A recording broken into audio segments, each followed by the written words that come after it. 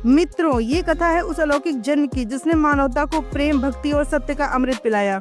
ये कथा है श्री कृष्ण जन्माष्टमी व्रत की।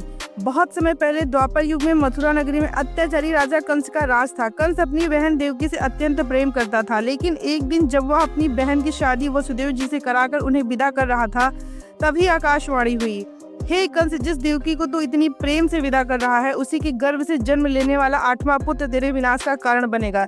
यह सुनते ही कंस का चेहरा क्रोध और भय से विकृत हो गया। उसने उसी समय अपनी तलवार निकाल ली और देवकी को मारने का प्रयास किया, लेकिन वसुदेव जी ने बड़ी बुद्धिमानी से कहा, राजन, आप चिंता ना करें, हम आपके हाथों में हर संतान सौंप देंगे। कंस ने देवकी और वसुदेव को बंदी गृह में डाल दिया। समय बीतता गया, देवकी की एक एक संतान जन्म लेती और कंस निर्दयता से उसे मार देता। पहले पुत्र से लेकर 7वें तक सबका यही हाल हुआ। 7वां पुत्र बलराम जी थे, जिन्हें योग माया ने रोहिणी माता के गर्भ में पहुंचा दिया।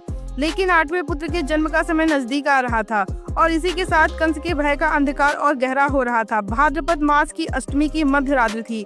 आकाश में काले बादल गरज रहे थे, चारों ओर वर्षा हो रही थी और कारागार में पहरेदार सो गए थे। बेड़ियां टूट गई, दरवाजे अपने आप खुल गए। उसी रात देवकी के गर्भ से एक अद्भुत तेजोमयी बालक का जन्म हुआ। देवकी और वसुदेव विस्मित रह गए। प्रभु ने कहा, माता पिता, मैं तुम्हारा वही पुत्र हूँ जिसका वध करने के लिए कंस ने तुम्हें कैद किया है। अब आप मुझे गोकुल ले जाइए और नंद यशोदा के यहाँ जन्मी कन्या को यहाँ ले आइए। वसुदेव जी ने बालक को टोकरी में रखा और रात के अंधेरे में यमुना नदी की ओर बढ़ चले। रास्ते में गरजते बादल, तेज बरसात और उफनती यमुना। लेकिन जब वसुदेव जी यमुना में उतरे तो जल का स्तर उनके कंधों तक आ गया और तब कमल के समान श्री कृष्ण के चरण जल को छूते ही यमुना शांत हो गई और रास्ता बना दिया। गोकुल पहुंचकर उन्होंने बालक को यशोदा माता के पास रखा। वहां जन्मी कन्या को लेकर लौट आए।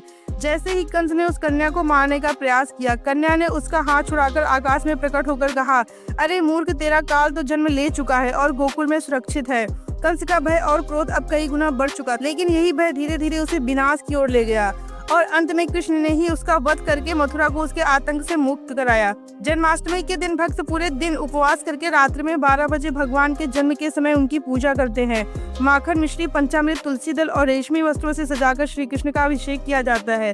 कथा सुनना और सुनाना इस व्रत का अनिवार्य अंग है। मान्यता है कि इस दिन व्रत करने से जन्म जन्मांतर के पाप नष्ट होते हैं और भक्त को परम आनंद की प्राप्ति होती है। तो भाइयों और बहनों, कृष्ण सिर्फ एक अवतार नहीं है, वो प्रेम है, करुणा है, नीति है और जीवन जीने की कला है।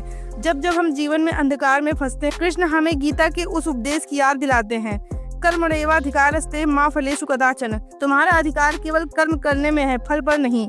तो आइए इस जन्माष्टमी पर हम सब व्रत रखकर भक्ति में डूबकर अपने हृदय में कृष्ण को उतार लें, क्योंकि जहाँ कृष्ण है वहाँ जीवन है, संगीत है और शांति है। जय श्री कृष्ण। हैप्पी जन्माष्टमी।